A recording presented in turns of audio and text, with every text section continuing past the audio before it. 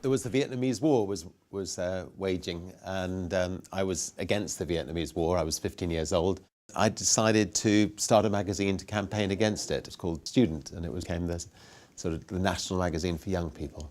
The magazine didn't make much money, but it got a big circulation. About 100,000 young people bought the magazine. And one day I took an advert in the magazine, Virgin Records, 10 to 60% off any album on any label, and listed the kinds of records we liked, things like Frank Zappa rather than Andy Williams. And so it became very much the rock and roll mail order company.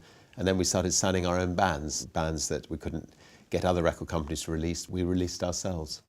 There are bands everywhere that want to be found. It's finding the right ones. And I had a 15-year-old boy called Mike Oldfield come to me with a tape called Tubular Bells, which he'd recorded all the tracks himself. I literally went to another record company, borrowed an artist called Sandy Denny's contract, and we typed out the contract. We managed to get the Exorcist to take the music, and that took it to #1 in America. It became a phenomenal success. Moved on and signed bands like the Sex Pistols and the Rolling Stones, and a lot of other iconic great bands. In those days, there was quite a lot of money to go around in the record business. A big hit album could sell 10, 15 million albums.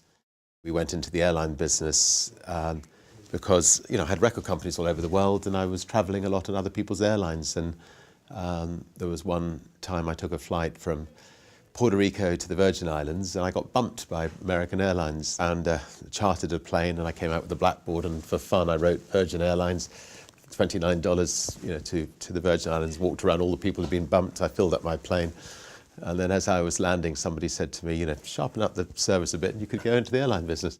And I've started 3 or 4 airlines, so Virgin Atlantic, Virgin America, Virgin Australia, and they've all gone really well. And the reason they've gone well is because they're the best airlines in their field. And if you're the best hotel or the best shop or the best club or the best airline, you survive. I mean, it's people who try to be second best who normally stumble.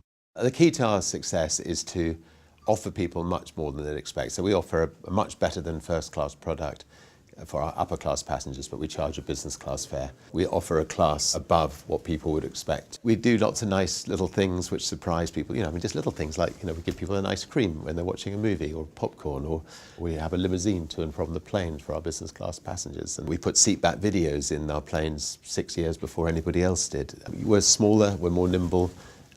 We're from the entertainment business, so we know that people like to be entertained.